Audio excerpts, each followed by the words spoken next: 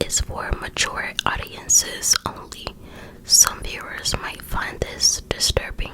Christine Chubbuck was born on August 24th, 1944 in Hudson, Ohio.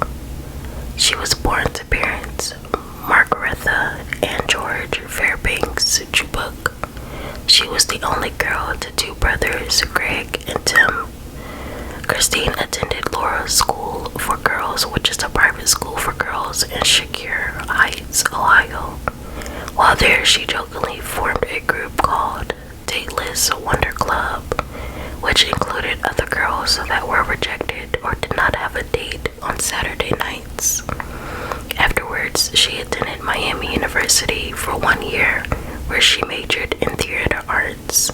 She then attended Endicott College in Beverly, Massachusetts. Lastly, she attended Boston University, where she earned her degree in 1965. Christine's brother later stated that when she was 21 years old, she dated a man in his 30s. Their father did not agree with the relationship, and she never dated another man again. Between 1966 and 1967, Christine worked for WVIZ. In 1967, she worked at WQED TV in Pittsburgh, Pennsylvania for 3 months. She was an assistant producer for 2 local shows called Woman's World and Keys to the City. In 1986, Christine left WQED and spent 4 years as a hospital computer operator and 2 years with a cable television firm in Sarasota, Florida. Christine took her position very seriously. She would invite local officials from Sarasota and Bradenton to discuss matters of interest to growing the beach community. Christine struggled with depression and taking herself out thoughts. She discussed her struggles with her family members. In 1970, she attempted to OD. Before she died, she was seeing a psychiatrist. Her mother chose not to disclose her taking herself out thoughts with her employer because she thought Christine would get fired. One of the biggest battles that forced her depression was her lack of intimate relationships. She informed some of her colleagues that her 30th birthday was coming up, and she was still a virgin who had never been on more than 2 dates with a man. She had a huge crush on one of her co-workers, George Peter Ryan. She baked him a cake for his birthday and desired him romantically, but later found out that George was already involved in a romantic relationship with a sports reporter, Andrea Kirby. Whenever Christine's friends would give her positive compliments, she would reject them and was constantly criticizing herself. 1 year before her death, she had her right ovary removed and was told by doctors that if she did not become pregnant within 2 or 3 years, it was unlikely she would ever be able to conceive. 1 week before her death, she informed news editor Rob Smith that she brought a pow-pow and joked about taking herself out on air. Rob would later say that he did not even acknowledge what he thought was dark humor and changed the subject. 1 week before her death, she interviewed a deputy sheriff regarding taking herself out. She asked if someone were to take themselves out, where would they place the weapon to make sure it was effective? Christine threw a party. One of the attendees, Greg Sager, would later say, quote, "She was having a great time. It was like, oh my God, this is such a different side to her," end quote. Little did anyone know this was her going away party and her chance to say goodbye to everyone, end quote. On the morning of July 15th, 1974, Christine went to work as usual. She informed her coworkers that she had to read a newscast to open Sun Coast Digest. This is something she never done before, so they were confused but proceeded to allow her to do so.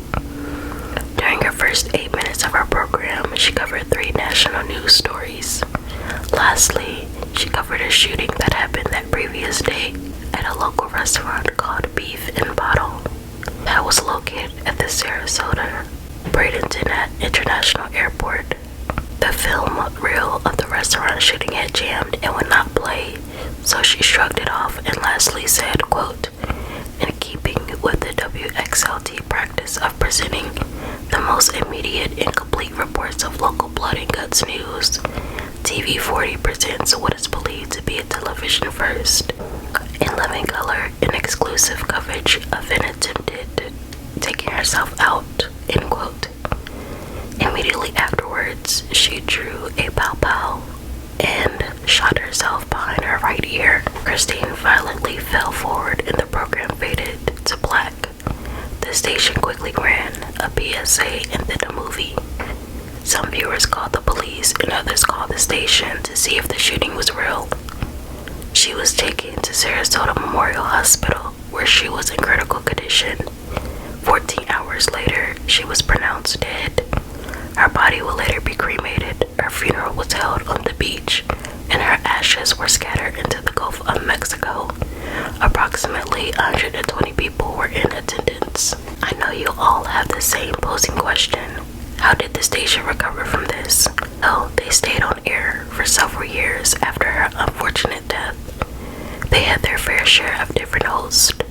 The station director stated that Christine taking herself out was unrelated to the station. A broadcast of her death has not been seen since it aired on July 15th, 1974. The station owner Robert Nelson kept it. There were rumors that Robert gave it to his widow Molly, but that turned out to not be true. It was confirmed that in June of 2016, the recording was always in Robert's possession. In 2007, Greg Chubbuck, who was Christine's younger brother, spoke out about his sister's death for the first time since 1974 in an E! Television interview. Greg stated in the interview that everyone in the family went out their way to help Christine with her television career. Her mother would invest in designer dresses to make sure she looked good on air. In 1974, there were very local TV personalities that were wearing 2,000 designer dresses.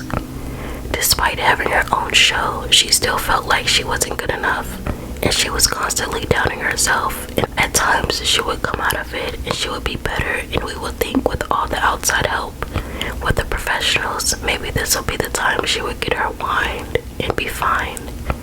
But it just never really happened completely for her.